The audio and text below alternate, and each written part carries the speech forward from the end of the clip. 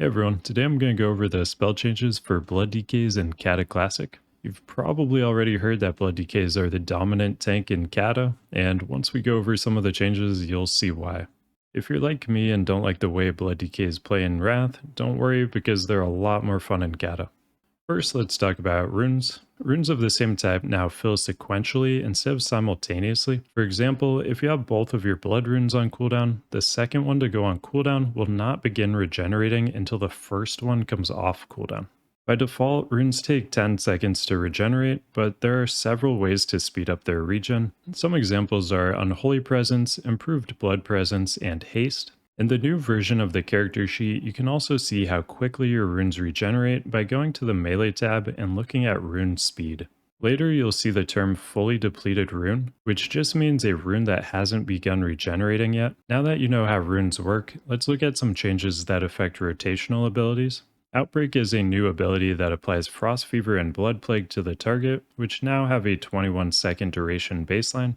Blood Plague will also apply a 10% reduced physical damage debuff to the target due to the Scarlet Fever talent. This is a new debuff type that replaces the old reduced attack power debuff type. When combined with the Blood Decay passive Veteran of the Third War that reduces Outbreak's cooldown to 30 seconds, and the Epidemic talent that increases disease duration, you rarely need to use Icy Touch or Plague Strike anymore. Icy Touch no longer has a threat modifier. Heart Strike is now a baseline Blood Decay ability, so you'll never use Blood Strike again. Heart Strike also got buffed a ton. It does way more damage and hits up to 3 total targets instead of 2. Each additional enemy will take 25% less damage than the previous target. Death Strike now heals you for 20% of your damage taken in the last 5 seconds, with a minimum heal of 7% of your max HP, instead of just healing you for 5% of your max HP for each disease on the target.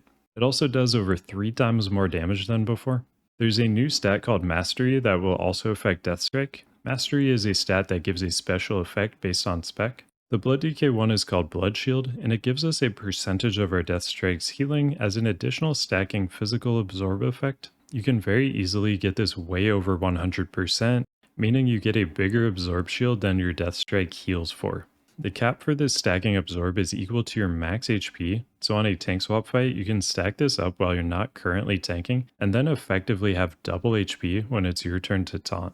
Rune Strike is no longer on next hit, it's now an instant attack on the global cooldown, and there's a new ability called Runic Empowerment that gives your Rune Strike a 45% chance to activate a fully depleted rune.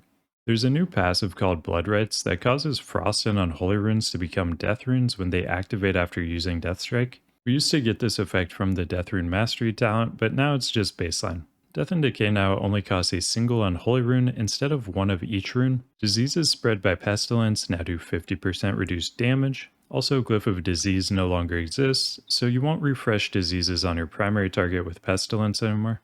Though Outbreak can serve this function at no rune cost anyway. Vengeance is a new mechanic that all tanks get and gives a stacking attack power debuff equal to 5% of damage taken. The cap for this is your stamina plus 10% of base HP. I know that isn't what the tooltip says, but here's a blue post where Blizzard says they intentionally made the tooltip wrong because it's shorter that way and most people won't notice. Also, the first melee hit you take will give you 33% of the damage taken as attack power instead of the normal 5%. And your attack power from Vengeance will never drop below 33% of the damage you've taken in the last 2 seconds. Now let's look at cooldowns. Icebound Fortitude now has a 3-minute cooldown up from 2. It also no longer costs runic power and reduces damage taken by 50% due to the Sanguine Fortitude talent. Since defense is no longer a stat, they got rid of the part where defense increased the damage reduction. Vampiric Blood no longer costs a blood rune, but the healing received bonus has been lowered from 35% to 25%. The Vampiric Blood glyph no longer increases the duration, but instead increases the healing received by 15% while removing the increased HP portion. With the way damage intake changes in Cata to be less bursty, this can be really useful. Bone Shield is now a blood talent instead of Unholy, so all Blood Decays will have this. It works the same as the Wrath version, giving you a buff with charges and loses a charge every time you take damage. While the buff is active, you take 20% less damage and deal 2% increased damage. It now has 6 charges instead of 3. There's also a glyph that will increase your movement speed by 15% while Bone Shield is active. Anti-magic shell no longer costs any runic power, but also no longer grants runic power from absorbing damage. Dancing rune weapon now increases parry chance by 20% in addition to mirroring the DK's attacks. They removed the 50% reduced damage text from the tooltip, but the damage reduction still applies. This talent will always be picked up in Kata, unlike Wrath, since we now have to spend 31 points in a tree before moving on to a different one. Death Pact healing has been reduced from 40% to 25%. Blood Tap is the same, but there's a talent you can get to reduce its cooldown from 1 minute to 30 seconds. Raise Ally is now a legit combat res instead of raising a player as a ghoul. However, there are new rules for combat reses. In 10-man raids, you can only use 1 total combat res per attempt and 3 on 25-man. For example, in 10-man, if someone dies and a druid rebirths them, your raise ally will not be available for the rest of the attempt.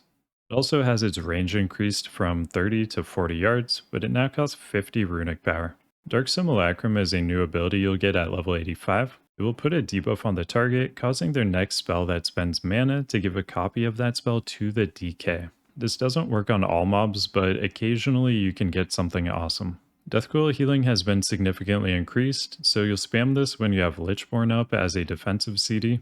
Lichborn is still a frost talent, and it's often picked up by blood DKs in Kata. Raise Dead no longer requires a corpse or the corpse dust reagent to use. It wasn't often taken, but the Mark of Blood talent no longer exists. Let's look at presence changes. Blood Presence and Frost Presence have swapped their functions. Blood Presence is now the tanking presence, and Frost Presence is a damage presence. Kata Blood Presence is similar to the Wrath version of Frost Presence, but it gives plus 500% threat generation, like all tank stances in Kata, and gives 5% less armor. Kata Frost Presence gives 10% increased damage and runic power generation compared to the 15% damage and 4% healing increase of Wrath Blood Presence. Unholy Presence now increases attack speed by 10% instead of 15%, but also increases rune regeneration by 10%. Changing Presence no longer costs a rune, but you'll lose all of your runic power when you swap Presence. Let's look at some miscellaneous changes.